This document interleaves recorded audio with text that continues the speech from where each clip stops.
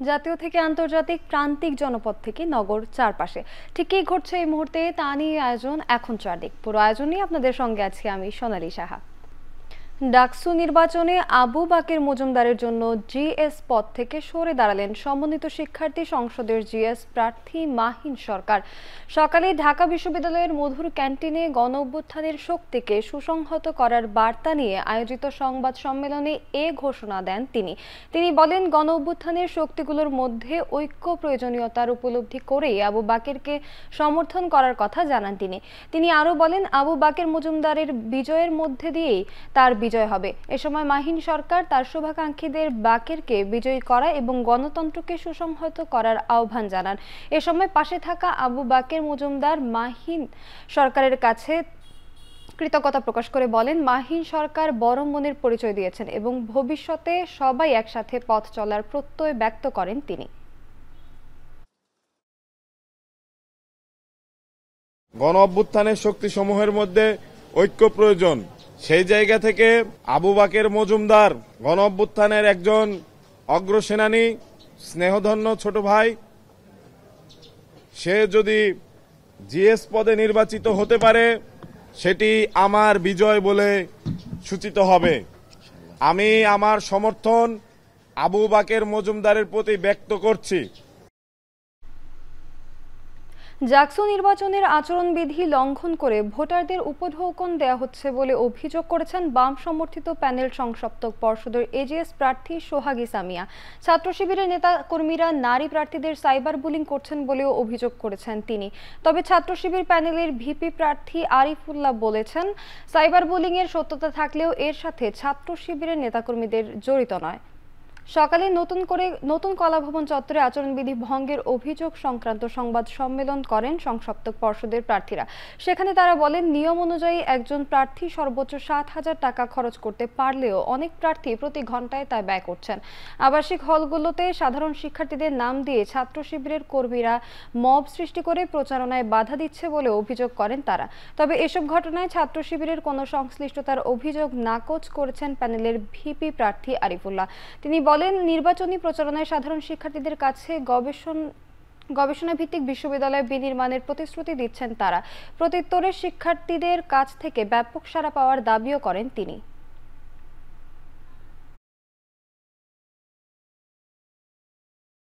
ডাইনিংয়ে আমাদের হলগুলোতে হলের ডাইনিংগুলোতে ভর্তুকি কম, যার জন্য পুষ্টিকর খাবার পায় না। তারপরে আমাদের ক্যাম্পাসে দেখা যায় যে অটোমেশনের সুবিধা না থাকার কারণে অনেকে দৌড়াদৌড়ি করতে হয় ফর্ম ফিল আপের জন্য বা বিভিন্ন কাজে। সেই বিষয়গুলো মূলোৎপাটন করার জন্য আমরা চেষ্টা করে যাব। এই জাকসুতে অনুষ্ঠিত হচ্ছে, সেই জাকসুতে আমরা স্বাধীনতা বিরোধী, মুক্তিযুদ্ধ বিরোধী সংগঠনের অবস্থান দেখতে পাচ্ছি। প্রশাসন সেখানে প্রচ্ছন্নভাবে ভূমিকা পালন করছেন, সেখানে প্রশ্রয় দিচ্ছেন তাদেরকে। আগামী নির্বাচনে জামায়াতে ইসলামীর যারা নির্বাচিত হবেন তারা সরকারি প্লট ও বিনা ট্যাক্সের গাড়ির সুবিধা নেবে না বলে জানিয়েছেন দলটির আমির ডাক্তার শফিকুর রহমান। সকালে রাজধানী ঢাকার 15 আসনে কাফরুল দক্ষিণ থানার আয়োজনে ফ্রি মেডিকেল ক্যাম্পে অংশ নিয়ে এ কথা বলেন তিনি।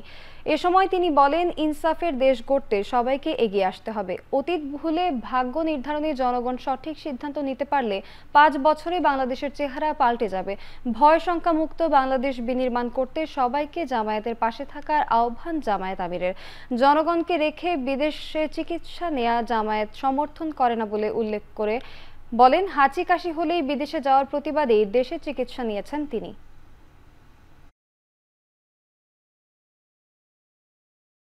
একটি মায়াবী মানবিক বাংলাদেশ চান, যেই দেশে প্রত্যেকটা মানুষ মানুষকে সম্মান করবে এবং ভালোবাসবে, আর জীবন দিয়ে নিজের দেশের স্বাধীনতা এবং সার্বভৌমত্ব রক্ষা করবে। এমন একটি দেশ যদি চান, তাহলে সকলের প্রতি আমার এই কথাগুলো বিবেচনা করার আবেদন। আমরা আপনাদেরকে কথা দিচ্ছি, এই সমাজ বদলানোর দায়িত্ব আপনারা যদি আমাদের হাতে তুলে দেন, দেশবাসী যদি আল্লাহর মেহেরবানিতে তুলে দেন, আমরা খেটে খুঁটে চেষ্টা করব সমাজের এই ঘাটতিগুলো পূরণ করা। আমাদের prime subject those who are deprived people, বঞ্চিত মানুষগুলো হবে আমাদের অগ্রাধিকার ইনশাআল্লাহ। আগামী ফেব্রুয়ারিতে সাধারণ নির্বাচনের পক্ষে জাতিসংঘ এটি বাংলাদেশের গণতান্ত্রিক রূপান্তরের জন্য অত্যন্ত গুরুত্বপূর্ণ বলে মন্তব্য করেছেন জাতিসংঘের আবাসিক সমন্বয়ক গোয়েন লুইস। বৃহস্পতিবার রাজধানীতে রাষ্ট্রীয় অতিথি ভবন যমুনায় প্রধান উপদেষ্টা ডক্টর মোহাম্মদ ইউনূসের সঙ্গে বৈঠকে এ কথা বলেন তিনি। বাংলাদেশের উন্নয়ন অগ্রাধিকার এবং চলমান সংস্কার কর্মসূচি নিয়ে আলোচনা করেন তারা। আলোচনার মূল বিষয় ছিল জাতীয় নির্বাচন। জাতিসংঘের আবাসিক সমন্বয়ক নির্বাচনকে সামনে রেখে ইসিকে সহায়তার প্রতিশ্রুতি পুনর্ব্যক্ত করেন। অবাধ, সুষ্ঠু ও শান্তিপূর্ণ নির্বাচনী প্রক্রিয়া নিশ্চিতে জাতিসংঘ কিভাবে সহায়তা করতে পারে তা নিয়েও আলোচনা করেন তারা। এ সময় রোহিঙ্গাদের মানবিক সহায়তা তহবিলের ঘাটতি মোকাবেলা এবং আন্তর্জাতিক সমর্থনের প্রয়োজনীয়তার উপর জোর দেন প্রধান উপদেষ্টা।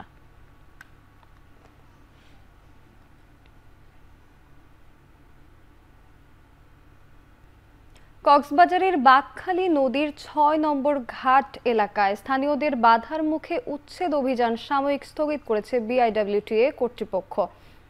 সকালে ৯:৩০টার দিকে উচ্ছেদ অভিযান শুরু করতে গেলে সড়কে জড়ো হতে থাকে স্থানীয়রা।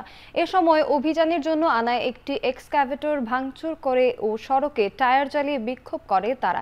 এছাড়া বিমানবন্দর সড়কের প্রবেশ মুখ থেকে ৬ নম্বর ঘাট পর্যন্ত অন্তত ৫টি জায়গায় ব্যারিকেড দিয়ে সৃষ্টি করে প্রতিবন্ধকতা।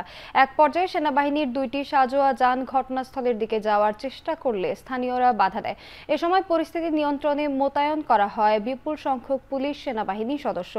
এমন পরিস্থিতিতে সকাল ১১টার কিছু আগে উচ্ছেদ অভিযান সাময়িক স্থগিত ঘোষণা করে বিআইডব্লিউটিএ কর্তৃপক্ষ। ফলে প্রায় ১.৫ ঘন্টা পর সকাল ১১টার দিকে বিমানবন্দর সড়কে যান চলাচল স্বাভাবিক হয়।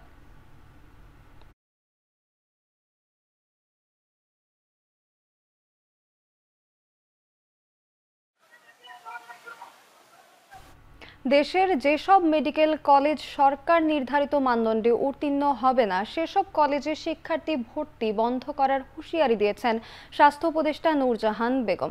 সকালে চট্টগ্রাম মা ও শিশু জেনারেল হাসপাতাল পরিদর্শনে এসে তিনি এ হুঁশিয়ারি দেন।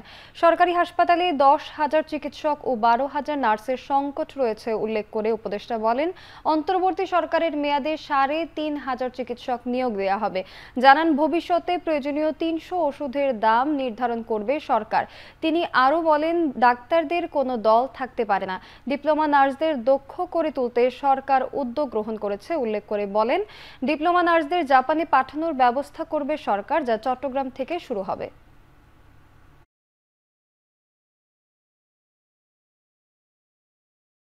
সরকারের ৩৭টা মেডিকেল কলেজ আছে, বেসরকারি আছে ৬৭টা। আমরা একটা ম্যাট্রিক্স ঠিক করছি।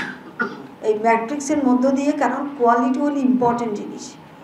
আমি যে মেডিকেল কলেজে পড়াশোনা করাবো সে যদি ভালো এক্সপিরিয়েন্স না হয়, ভালো শিক্ষা না পায়, কিছু কিছু মেডিকেল কলেজ যেগুলো ম্যাট্রিক্সের নিচে পড়ে যাবে তাদের আমরা নতুন করে ভর্তি নেওয়াটা বন্ধ করে দেব।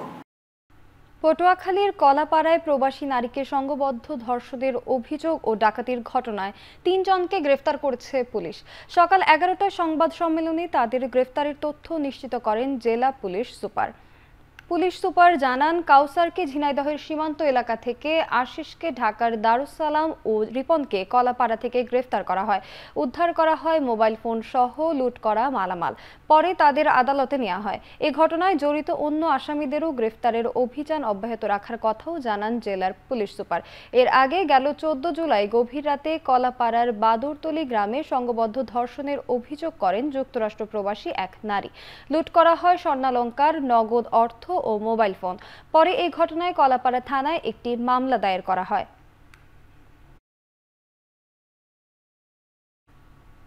ছুটির দিনে দেশের বেশিরভাগ বাজারে বাড়তি সবজির দাম।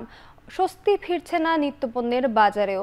এছাড়া লাখ টাকা ছাড়িয়েছে ইলিশের মন। সিলেটে ফের বেড়েছে প্রায় সব পদের সবজির দাম। আলু ও পেঁপে ছাড়া অন্য সকল সবজি ১০০ থেকে ১১০ টাকা কেজি দরে বিক্রি হচ্ছে। সপ্তাহ ব্যবধানে প্রতিটি সবজির দাম বেড়েছে ১০ থেকে ২০ টাকা পর্যন্ত।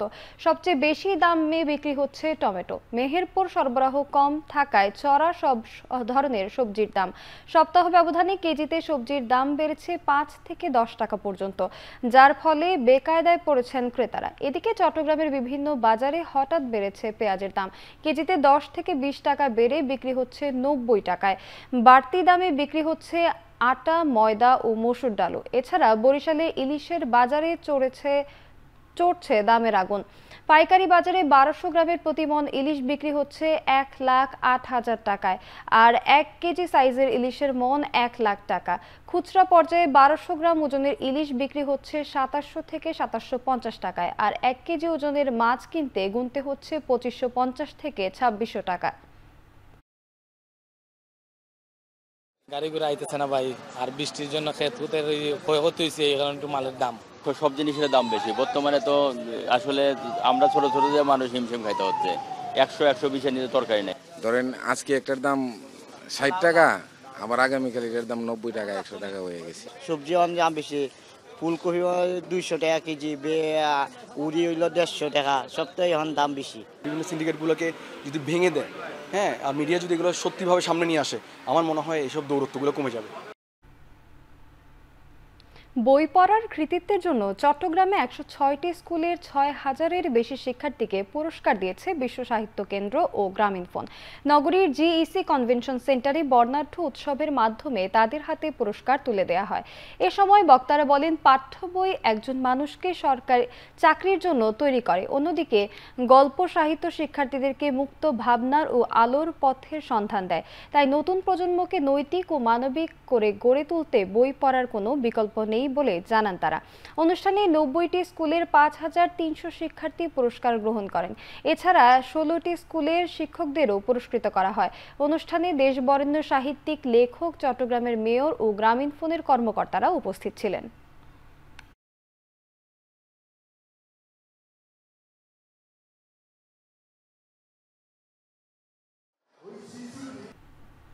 এক সপ্তাহের ব্যবধানে তৃতীয়বারের মতো আফগানিস্তানের দক্ষিণ পূর্বাঞ্চলে আঘাত হানল শক্তিশালী ভূমিকম্প।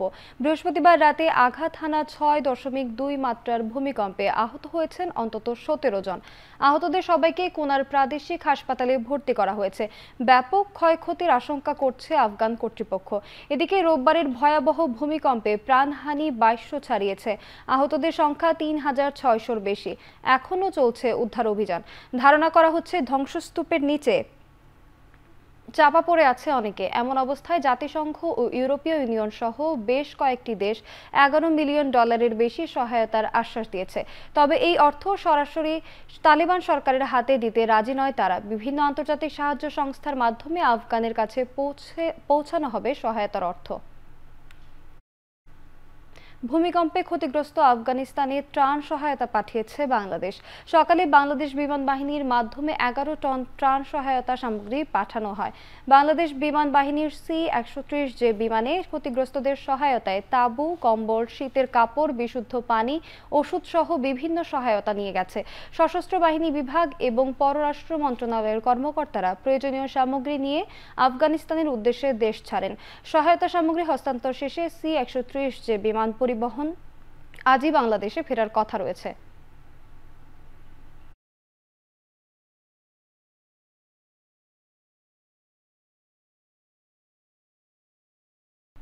3 বছর পর অবসর ভেঙে তিনি আন্তর্জাতিক ক্রিকেট ফেরার ঘোষণা দিয়েছেন নিউজিল্যান্ডের সর্বকালের অন্যতম সেরা ব্যাটার রস টেইলর। সামোয়ার হয়ে খেলবেন এশিয়া, পূর্ব এশিয়া, প্যাসিফিক অঞ্চলের 2026 বিশ্বকাপ বাছাই পর্বে। ওশেনিয়া মহাদেশের রাষ্ট্র সামোয়া আগামী অক্টোবরে ওমানে হতে যাওয়া 2026 টি-20 বিশ্বকাপ বাছাইয়ে অংশ নেবে। শুক্রবার তাদের স্কোয়াডে বড় চমক রস টেইলরের নাম। 41 বছর বয়সী এই তারকার সঙ্গে সামোয়ার সম্পর্কটা তার মায়ের সূত্রে সামোয়ান পাসপোর্টধারী টেইলর নিউজিল্যান্ডের হয়ে শেষ ম্যাচ খেলার পর 3 বছরের কুলিং অফ সময় পার করছেন, যা তাকে সামোয়ার হয়ে খেলার যোগ্যতা এনে দিয়েছে। 2006 থেকে 2022 পর্যন্ত নিউজিল্যান্ডের হয়ে খেলেছেন 112 টেস্ট, 236 ওয়ানডে ও 102 টি-20। তিন সংস্করেই টেইলর ছিলেন নিউজিল্যান্ডের অন্যতম সফল ব্যাটার। শেষ করছি এখন চারদিক। এখন টেলিভিশন ওয়েবসাইটে দেখতে ভিজিট করুন www.ekhon.tv। এছাড়া ফেসবুকে দেখতে ভিজিট করুন facebook.com/tv.ekhon আর ইউটিউবে দেখতে ভিজিট করুন youtube.com/c/ekhon tv।